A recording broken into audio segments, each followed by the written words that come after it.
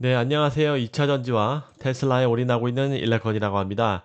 사실 어저께만 해도 삼성 SDI가 최초로 테슬라의 밸류체인에 ESS지만 밸류체인에 편입이 되면서 굉장히 2차 전지에도 훈풍이 불어올 것이라고 예상했었습니다만 초반에만 굉장히 반짝하고 후반 들어서 점점 국장도 그렇지만 나스닥의 선물 영향으로 전반적으로 좀 많이 오히려 빠졌던 그런 아쉬운 하루였습니다.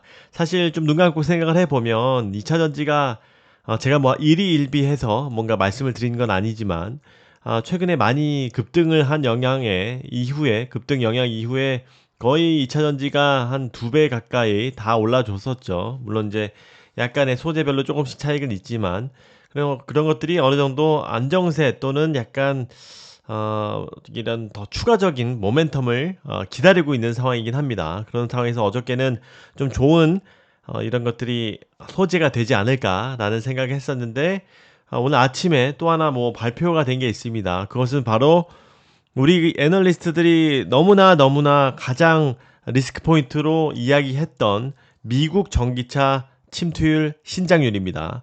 결론적으로 말씀을 드리면 미국 전기차 신장률이 박살이 났습니다. 거의 30% 가까이 마이너스가 났는데 25% 정도 났었는데 이거는 어떻게 보면 조금 더 나가 보통 이제 애널리스트들이 내년도 이런 판매량을 예상하는데 거의 30% 40% 정도를 역신장으로 봤습니다. 사실 저는 이런 10월에는 조금 괜찮을 거라고 생각했었어요. 그 이유는 뭐 테슬라에도 반영이 됐겠지만 9월 달까지 막 9월 말까지 주문한 건에 대해서 인도는 조금 더 늦어지더라도 그런 것들이 10월까지는 어느 정도 온기가 남아 있을 거라고 생각을 했는데 바로 박살이 났습니다.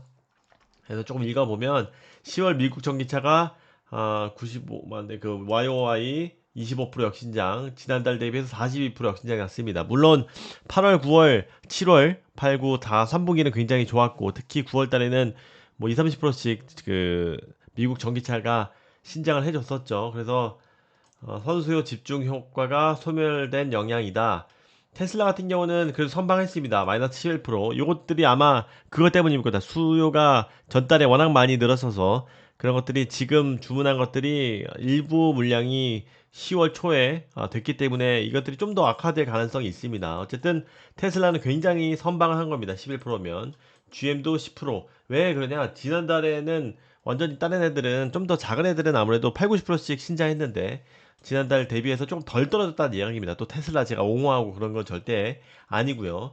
어쨌든 포드 13%, 현대차는 아주 반토막이 났고요. YOY, 기아도 마찬가지고 폭스바겐도 YOY 그 0%인데 어쨌든 이게 좋지는 않습니다. 뭐 0.4만 대 갖고 어디 코에 붙일 건 아니니까. 혼다도 84% 역신장.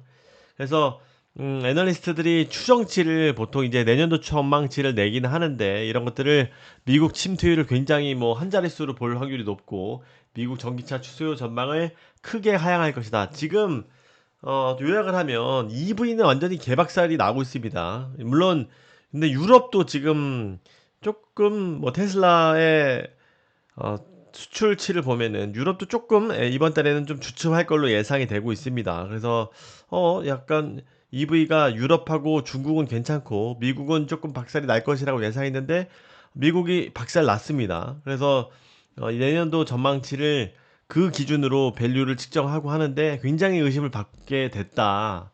그래서 2025년도 수요 전망에서는 완성체 업체 신차 출시 및 스케줄 재조정. 그래서 많은 그 기사들에서 났었죠. 얘네들이 전기차 보조금이 없어지고 수요가 줄어들 걸로 예상이 되니까 뭔가 배터리 공장도 약간 지연시키고 신차 출시도 미루고 이런 것들이 직접적으로 나오고 있습니다. 그래서 생산 라인을 가동 중단을 하는 그런 것들이 속출을 하고 있습니다. 얘네들이 이익도 안 나는 거를 보조금도 안 주고 하니까 더 빨리 중단하고 미루고 있는 거죠. 그래서 또 LFP 탑재를 위한 생산 라인 조정 이벤트까지도 발생한다. 이거 왜냐면 가격이 지금 다운되지 않으면 경쟁력이 없이 더 흘러가는 상황이기 때문에 조심스럽게 하는 거죠. 그래서 제가 제일 우려한 미국 전기차 수요 전망을 크게 하향을 할 것이다. 다만 이것들이 반대급부로 ESS는 완전히 폭증을 하고 있습니다. 기존 전기차 라인을 ESS 라인으로 전환을 하고 있고 26년도 1쿼터까지 확대될 것이다. 그래서 ES 사업 구체화된 업체일수록 주가 조정폭이 제한적일 것. 뭐 삼성 SDI나 LG 에너지 솔루션을 이야기를 하는 거죠. 이 셀 업체들은 AMPC, ITC 보조금을 받기 때문에 그런 부분에서 크게 상쇄할 수 있을 것이다 라는 이야기입니다. 그래서 사실 저희는 본질적으로는 이런 전기차가 잘 돼야 됩니다. 근데 그것들이 생각보다 더 하락할 것으로 예상이 되고 있고, 특히 미국 향의 비중이 높은 애들은 불안한 상황은 확실합니다. 이것들이. 그래서 이 어떤 전기차 밸류체인을 OEM으로 갖고 있느냐가 또 중요해졌다. 테슬라 판매는 4만 대로 11% 감소했지만 MS는 42%로 오히려 또 증가했다는 얘기. 다른 애들이 더 많이 빠졌다는 얘기입니다.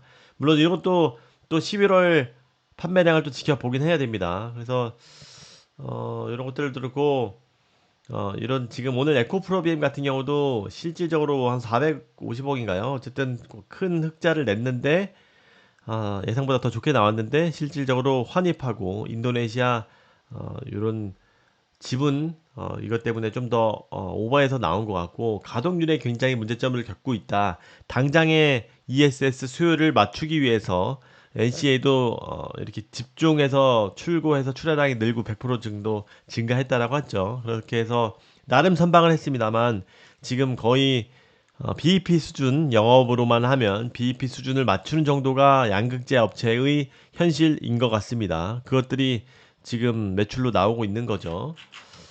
그래서 사실 에코프로비엠 같은 경우도 조금 많이 매출이 굉장히 부진했었습니다. 3분기 매출이 3분4 비교를 해보면 LNF가 6,500, 에코프로비엠이 6,200, 포스코 퓨처엠이 5,300. 사실 에코프로비엠이 더 많이 나와야 하는데 이번에는 조금 일시적으로 또 다운된 부분도 있고 4분기가 이제 또 진검승부를 또 나름 선의의 경쟁을 할 것 같습니다. 그런데 지금 양극재 업체들은 가동률이 에코프로비엠이 제가 봤을 때 조사한 바로는 38% 정도 수준이고 LNF가 한 40대 후반까지도 올라왔고 포스코 퓨처엠도 마찬가지다. 근데 포스코 퓨처엠이 어, 가장 지금 미국의 GM 의존도가 높은 상황에서 계속 막 연기한다, 이런 것들이 또 이슈화 되고 있어서. 다만, 포스코 퓨처엠은, 음극재 이슈가 중국, 어, 밸류체인으로 음극재에 대한 모멘텀을 가져가는 그런 부분도 있다. 이런 부분은, 또 좀 시간이 좀 흘러야 된다. 그 사이에 계속 원충작용을 할 때 가동률을 올려야 된다라고 볼 수가 있을 겁니다. 그래서 오늘은 사실 또 좀 요약을 하면 크게 좀 안 좋은 뉴스가 애널리스트들이 예상했던 대로 나왔다. 왜냐면 미국이 마이너스 25% 이거 생각보다 잘 나온 거라고 하는 겁니다. 원래 얘네들이 3, 40% 영향을 미친다고 했기 때문에. 그래서 이 전기차 업체들이 11월, 12월에 이런 프로모션을 얼마나 강력하게 해줘서 좀 반등을 하는지 이런 것들이 또 주요 포인트라고 생각합니다. 또 직후니까 아무래도 선수요가 좀 풀링이 됐기 때문에 당연히 고객들도 더 많이 모였을 거라고 생각하고 있고 11, 12월에는 좀 더 완화된 수치를 보여주길 기대하며 하고 이제 유럽 수치들이 좀 더 속속들이 발표할 텐데 좀 지켜보면서 말씀을 드려보도록 하겠습니다. 좀 ESS가 좀 더 뭔가 이런 수주 이벤트들이 적극적으로 나와줘야 할 시점입니다. 감사합니다. 안녕히 계세요.